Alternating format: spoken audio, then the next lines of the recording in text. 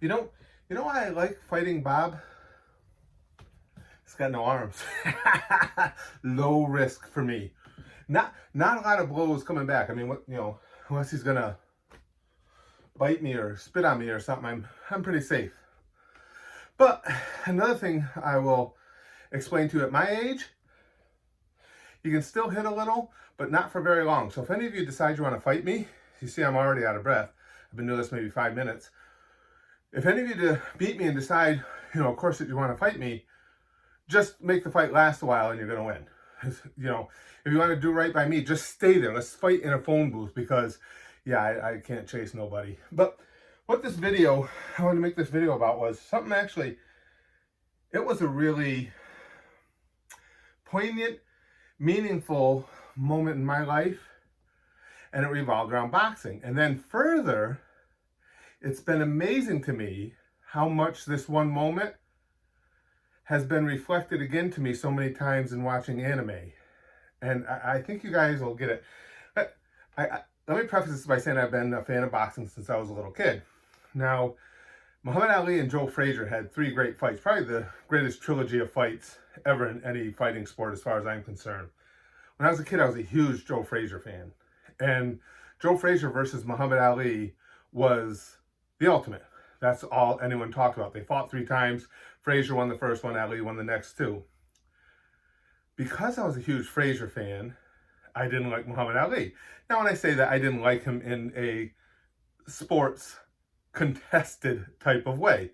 He was the enemy because he was fighting the guy I did like. For those of you who don't know, the reason I like Joe Frazier was kind of a short heavyweight. He would fight you like this. He would just always come forward and wham, he had this monster left hook. And when he'd throw that left hook, he hit you and you laid down for a while and you stayed there. And I like that type of fighter. I like that tough guy, come forward, boom, one big blow. And Ali was the boxer. Possibly, you could make a case he was the greatest skilled boxer in heavyweight history. But I like the pounder. So everybody took sides at that time. Most of it was politically related. I was a kid. I was 9 at the time of the first fight. I didn't know nothing about politics. I just knew I liked my guy because he was a thumper.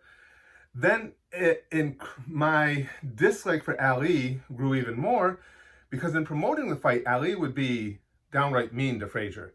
You see, you try to brush that stuff over on somebody else, man. You try to put that weight on everybody else besides yourself. Yeah. Sit down, Joe. Why you think I'm making? Sit down, Joe. Huh? Sit down Why quick. you think I'm making? The brothers are here. Doing this too? No. Sit down quick, Joe. Ali was a smooth talker, quick-witted.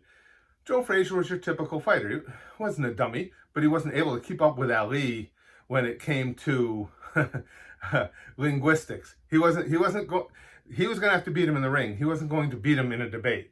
And Ali would pummel him with that, called him a gorilla, just hammered him. And to me, it came off as bullying. Now, at this point, I realized that Ali was promoting a fight. Ali was the originator of that type of promotion for a fight, and it was brilliant. It's what kept the interest up. It's what sold the tickets. I mean, but it was mean. And Joe Frazier, I don't believe in his life ever got over it. So that, being a Frazier fan, put me on the opposite side of Muhammad Ali. It's very important to point that out because now what I'm explaining here, picture Muhammad Ali as an anime villain. Somebody you meet who does the mean things, talks the nasty game to the hero, and is just overall kind of douchey. Ali and Frazier fought the 3 times again. My boy lost 2 of them. Ali had the great fight with George Foreman, the Thrilla in Manila. That was the Thrilla in Manila. I have to remember the nicknames. Where he beat George Foreman, who was just a monstrous puncher, with the rope-a-dope, which was brilliant. Ali came up with it at the time. He knew Foreman's power was so much that he decided he would just lay against the ropes, cover up, and let George punch himself out, which he did. But in 1977, Muhammad Ali fought a man named Ernie Shavers. Ernie Shavers was a monster. When Ernie Shavers punched you, you laid down, and you laid down for a while. He hit as hard as anybody I've ever seen in any fighting art. He was right there with Foreman. He might be one of the few guys that actually hit harder than George Foreman did. Ali was older at the time. He'd had, the couple of years off boxing where he couldn't fight because he didn't go into the draft and they banned him and everything. His skills weren't what they once were. Now, back then, big heavyweights fights were on network TV, so I couldn't wait.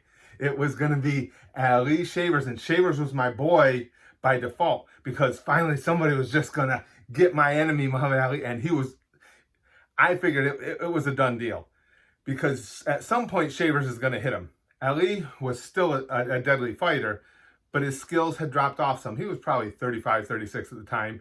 Trust me, I know as an old guy, the first thing to go is your speed. You can keep that strength, that power into your 40s, but the speed goes fast, and that was Ali's game. So I was like, this is it. I finally get to watch Muhammad Ali get jacked up. I couldn't wait for this fight. I was the biggest Ernie Shavers fan by default because I like Shavers anyway. Again, I like the Pounders.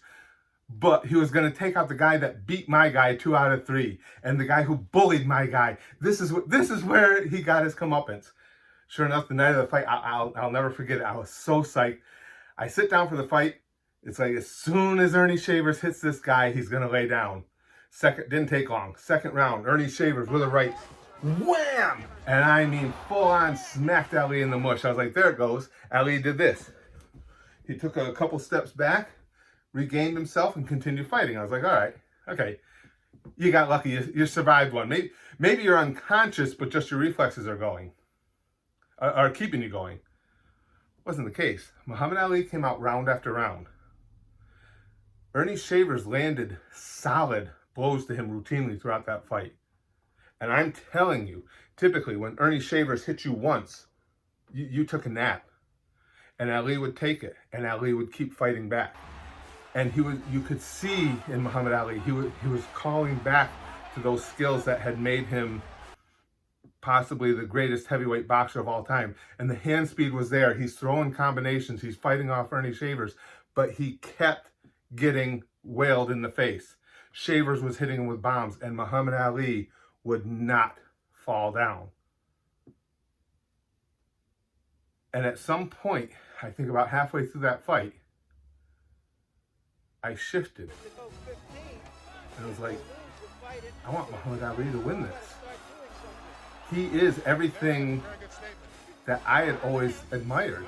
He's a tough guy. This is one grown-ass man in there throwing down fighting. He didn't need to shuck and jive. He didn't need to stay away. He didn't need to outrun you. He'll take your punch and he'll match you. He might have to throw 3 to your 1, but he's doing it. And watching that fight, I grew an insane amount of respect for a man that I had always rooted against. I remember it like it was yesterday, the feeling inside me. And it didn't, Joe Frazier was always going to be my favorite boxer. And Muhammad Ali had been viciously mean to him. But Muhammad Ali was earning my respect with every round. And now I wanted him to win. And it pointed out to me that it made me understand that no matter how you feel about somebody, whether it's an athlete or maybe even it's a character from an anime, one of the great joys is learning everything about them.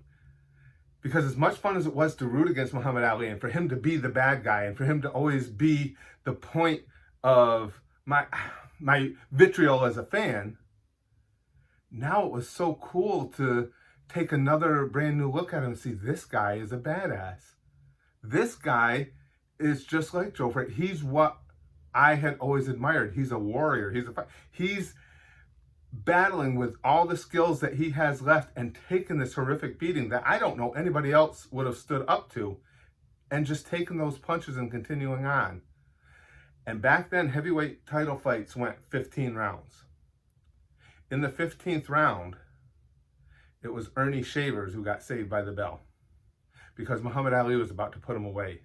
After 15 rounds and who knows how many bombs from this absolute beast he absorbed, something inside of Muhammad Ali still had him throwing combinations and connecting, and Ernie Shavers was on his way out.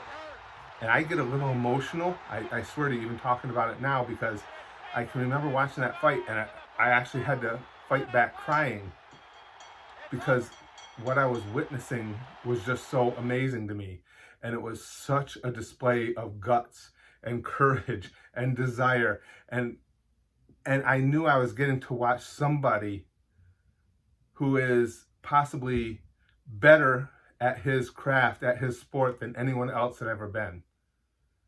And I went from Muhammad Ali was the enemy to I am so glad I got to see that fight. And that is a grown-ass, badass man right there who just beat Ernie Shavers by decision. But much more than that, he stood up and he fought an absolute beast. And I went from, and this is why I equate it to anime. How many anime villains have we seen that as we learn more about them, no matter how much you dislike them at the start, you learn more about them. And even if you still dislike them, which wasn't the case with Ali, I had too much respect for him, but even if you still dislike them, you learn to respect them. So that's one thing I've learned in life. And even with doing anime reactions with you guys, that's why I always give you my immediate thoughts on a character. Because it's fun. It's fun to see somebody and have a strong feeling about them a certain way. Ah, man, I don't like that guy. What an asshole. What a smarmy douche. And if that character remains a smarmy douche, cool. I'll remain disliking them the whole time. But what's even cooler yet is when they have some real growth that you can go, you know what, maybe I'm wrong about this guy. Maybe he's not who I thought. And that's what happened to me in real life.